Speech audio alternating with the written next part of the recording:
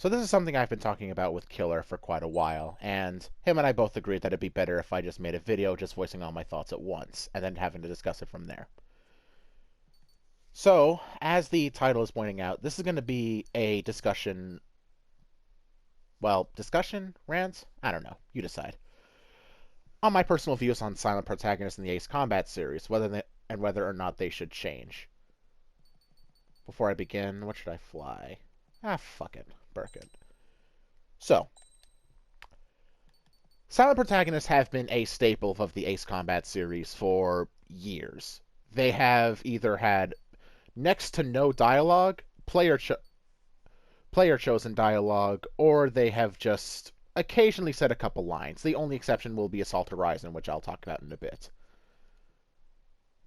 Now, there are still, even on the Discord and a lot of fandoms everywhere regarding Ace Combat, on whether or not the silent protagonist trope in the Ace Combat series is a good thing. Also just in a general, within the Fallout series and other RPGs. Fuck it, why not? Anyway, like I was saying. So, I'm going to discuss this video and basically say what my personal thoughts on the protagonists were from series to series, and why I think it can work if done correctly, and it also can't... I'm sorry. It can work either way, depending on what story is being told. Now first, a little bit of context regarding silent protagonists. First, we have the original Ace Combat 1 and 2, or Air Combat in the first game's case, where we took the reins of the original Phoenix, also known as Scarface 1. He actually was one of the few protagonists in the Ace Combat series that could actually speak on his own, occasionally getting dialogue from his co-pilot back and forth, though this is rather rare. And this wasn't much, but Air Combat and Ace Combat 2 weren't really based entirely on story that much. In fact, they had basically no story and were based entirely upon gameplay.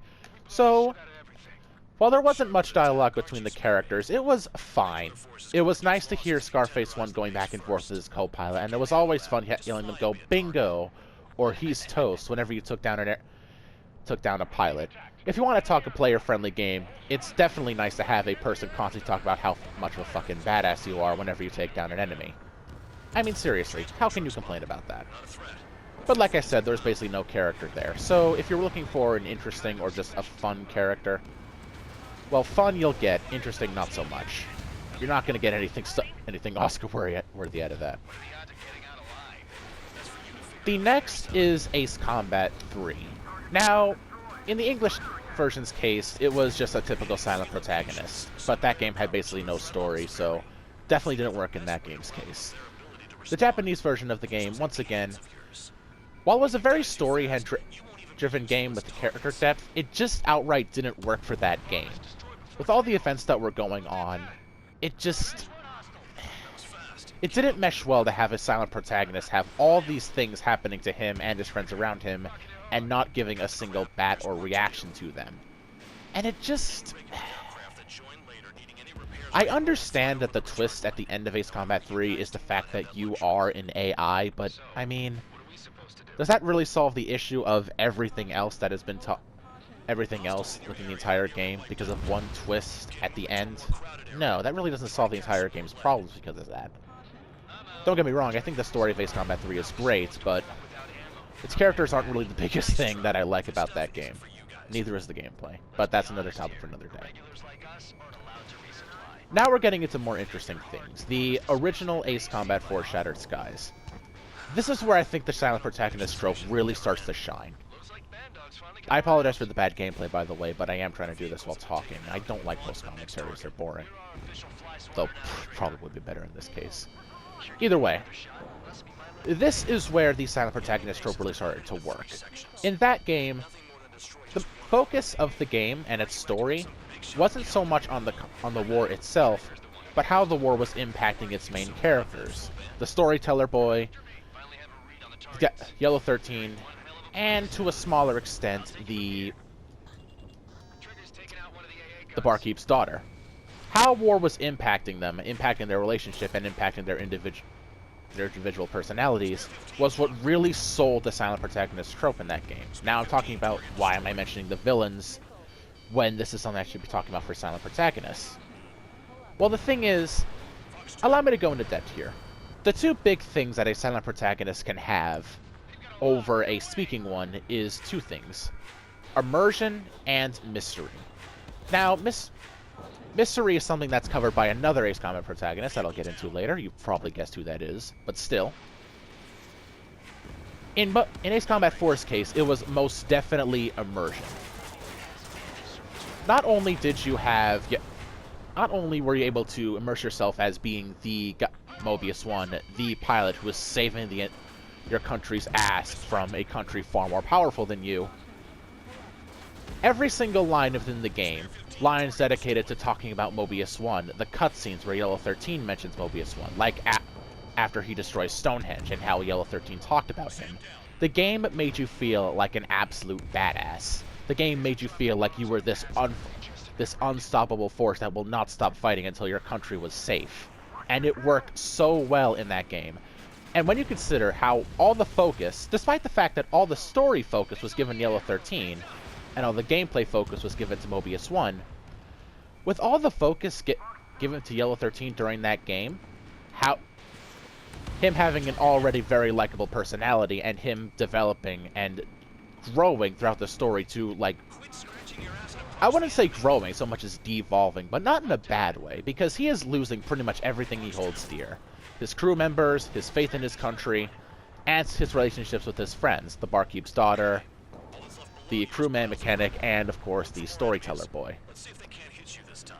How the war is impacting this individual man is given so much focus that you can't help but feel for this guy that you have started to like, you started to grow attached to, you started to see him crumble, fall apart, as the war is tearing him piece by piece.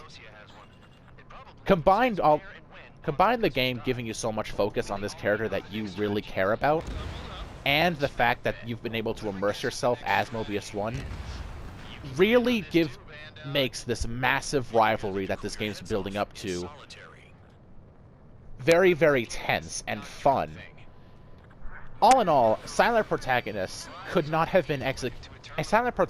and a rivalry couldn't have been executed any better than this man of Ace Combat 4. And in my opinion, Ace Combat 4 wouldn't have been as good with a speaking character. Well, maybe it could have, but you would have to put a lot more effort in that wasn't already put in. But either way, I've made my point. Ace Combat 4, absolute A+ in that regard. And it's because of that game, and because it's probably the first in most people's series, that Mobius 1 is considered the most popular protagonist in the entire series, aside from maybe Cypher. And I really don't blame those people who like him. Hey, he's probably my favorite as well, I'm gonna be honest. Now we get on to Ace Combat 5, and Ace Combat 5 is a bit of a mixed bag for me. Now, I'm not going to bash it like I usually do. I already give Ace Combat 5 too much shit as it is. In all actuality, it's a damn good game in and of itself. Had it come out today with better graphics, people would be talking about how amazing of a game it is. But regardless, you took the reins as Blaze, a guy who, unlike Mobius 1 and to an extent Scarface, who were mostly lone wolves who took down enemies by themselves, you took place as a squadron leader. Now, Ace Combat 5 was the first one to really introduce... Hold on, let me try to guide this.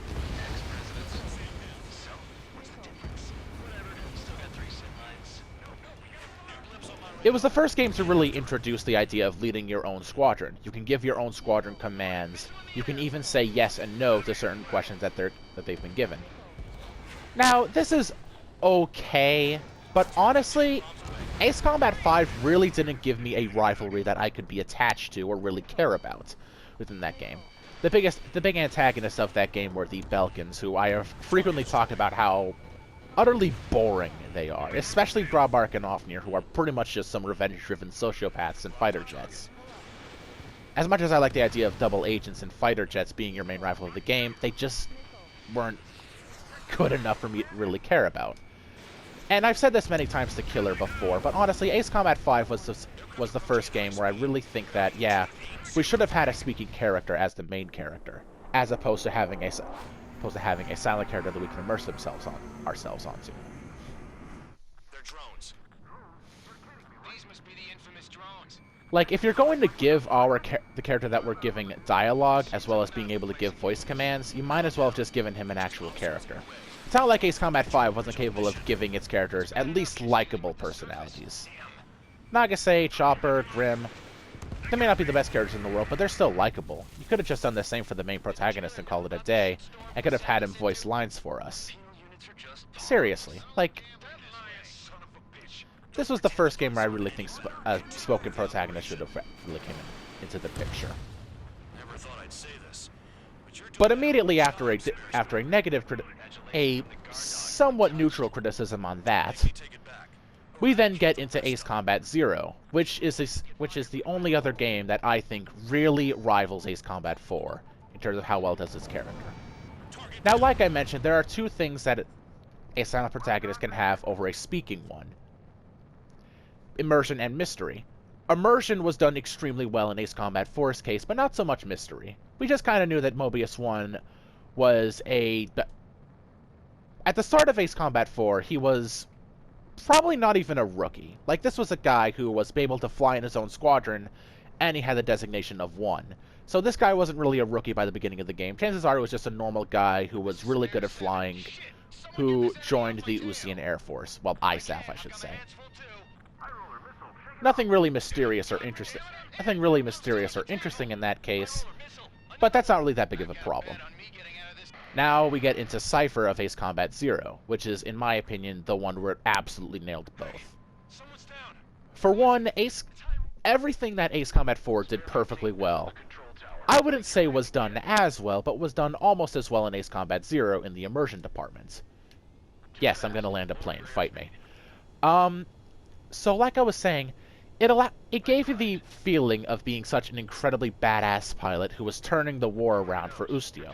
And yes, I'm aware that the Belkans would have probably lost that war anyway, but even then, Cypher himself was able to stop them from occupying the entire Belkan Air Force from occupying a small country, which is pretty damn impressive in and of itself. I never looked at the detail of this base. It's actually quite nice. Anyway, like I was saying, sorry for getting off track. So, see, Ace Combat Zero was able to nail it pretty well in the immersion department. And, of course, in terms of rivalry, while he didn't really have a lot of main rivals within the series, well, the game, you had a bunch of miniature rivals in the forms of the Aces, who would constantly, like, talk about you and their interpretations of you. Not only did this add to the immersion, but it also nailed the mystery aspect of Cypher. Who was Cypher? What was his personality? How did he act in battle? Who was he truly? All of this adds not only to the immersion of the game, but also the mystery of the game, and it makes it so much more interesting and fun as a result. This isn't even accounting that Ace Combat Zero has a rival just as good, if not better than Yellow 13, in the form of Pixie. How the war impacted him and how it changed him from being I wouldn't say happy-go-lucky, but still a rather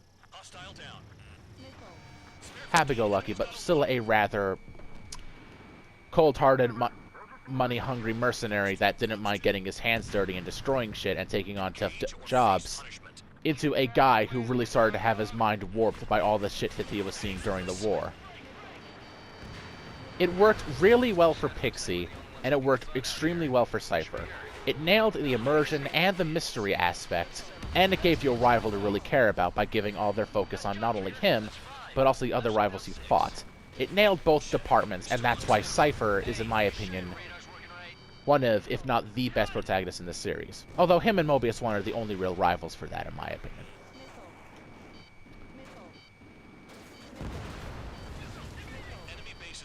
Now, Ace Combat X and 6, I'm just gonna go briefly over them.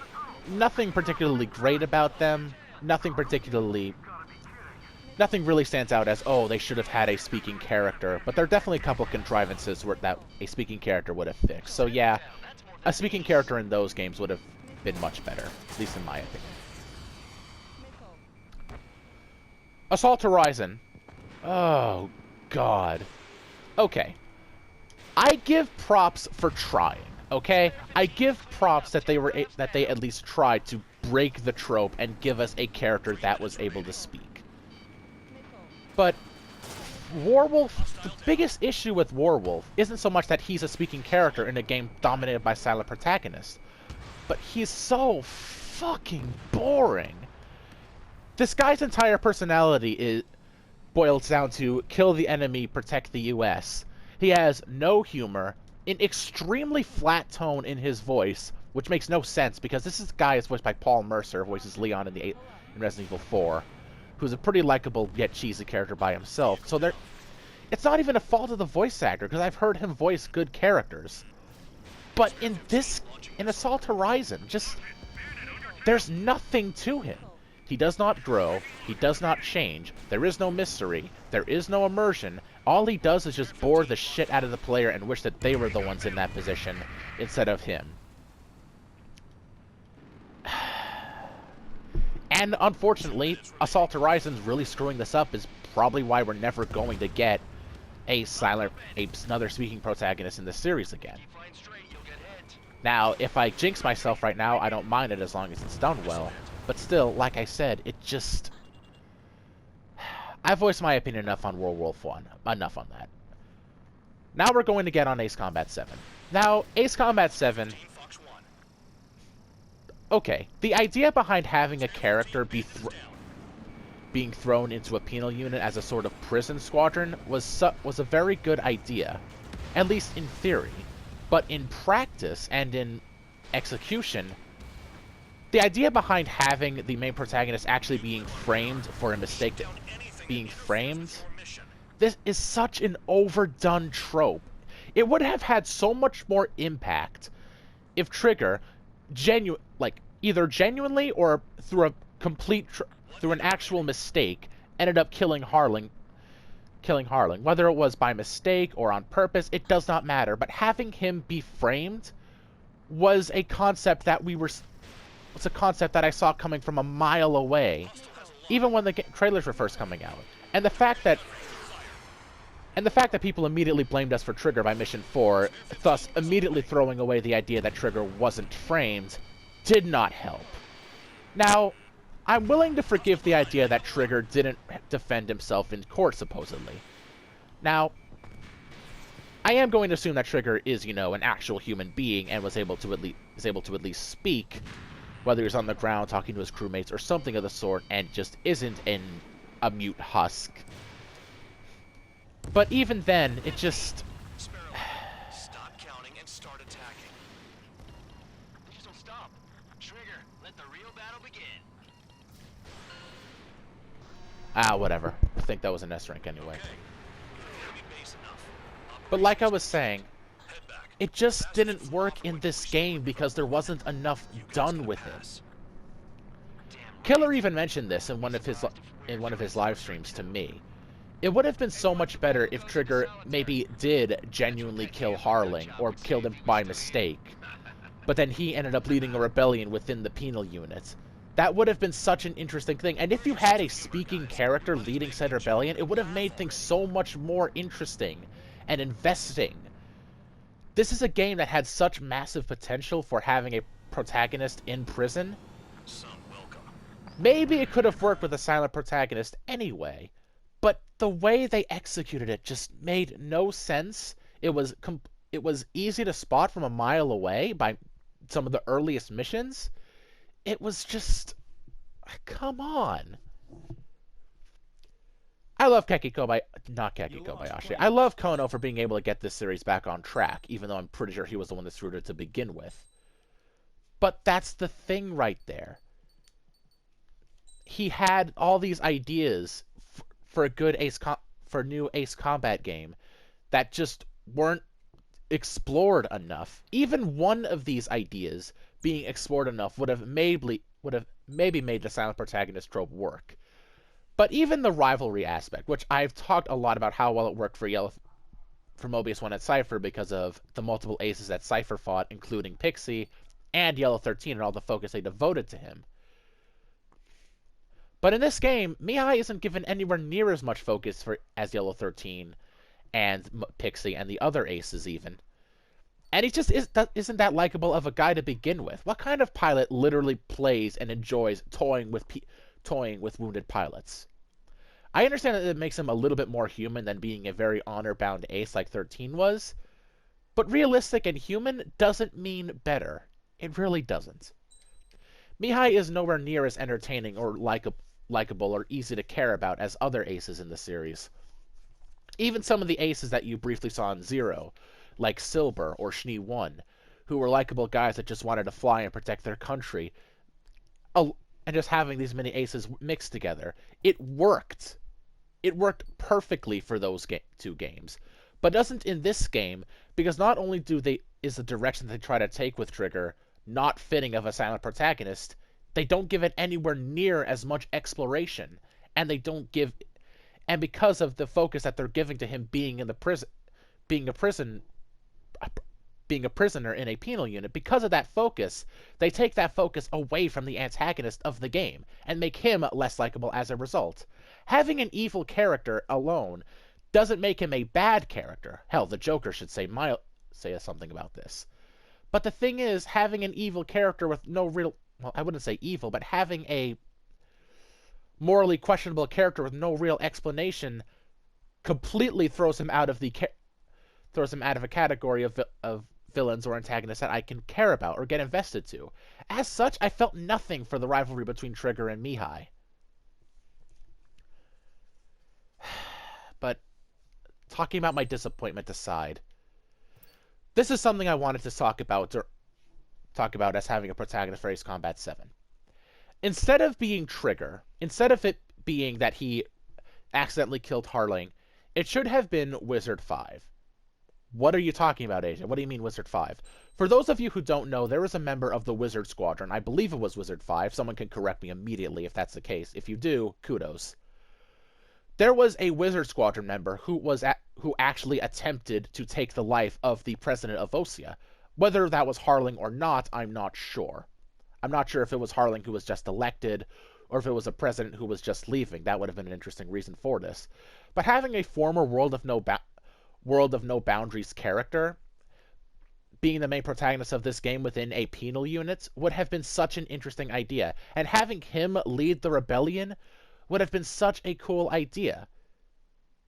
If you wanted a character to be thrown in prison for attempting to take the life of a president, you already have the perfect character for it. As far as I know, Wizard is an Osean. Yes, in fact, he is. He would be in prison at this time, and he likely would have been thrown into a penal unit because he was a part of one of the most legendary aces in Osea. He would have been such a good idea for a character. And yet they had to go with a new guy who was a silent protagonist with no real exploration given. If you couldn't tell already, which I'm pretty sure you should have, silent protagonist did not work for this game. It did not work for the story they were trying to set up within this game, and it did not work for all the focus they were dividing. This game doesn't know what it wants to be, and as such, it has no focus. It has nowhere near enough focus. I'm actually getting angry by this, so I'm actually going to stop talking about that for now. But either way, I'm just going to summarize my points here by saying this one thing. Whether a silent protagonist or a speaking protagonist will work better depends entirely on the story that they are telling. If the story you're telling is trying to be very character invested and having them interact with other pilots and other characters, have a speaking character. If your character is going to be focused around maybe a couple pilots, but more focused on the rivalries of those pilots and pilots from other countries, like it was for Zero and it was for Ace Combat 4, then yeah, silent protagonists can work. Killer says that the next Ace Combat game should have speaking characters, which I can agree with based on the fact that I would like to see something differ away from this trope, but depending on what story they are telling for the next game, whether or not a silent protagonist or a speaking character works depends on the story itself. If they tell a story where a silent protagonist will work better and they go with that, I'd be perfectly fine with that. If they tell a story where a speaking character would work better and they have a decent, likable speaking character, unlike Werewolf 1, I would appreciate that ever so slightly more. I love immersion, I really do. Anyway, that's enough, really. I would like to hear a lot more thoughts. And Killer, if you're watching this, which I'm pretty sure you are because you're the only one that actually watches my fucking videos, get me into a chat as soon as you can, and I'll happily talk to you more about it. Feel free to criticize me on some of the things that I said during this video. God damn, I gotta do post commentaries.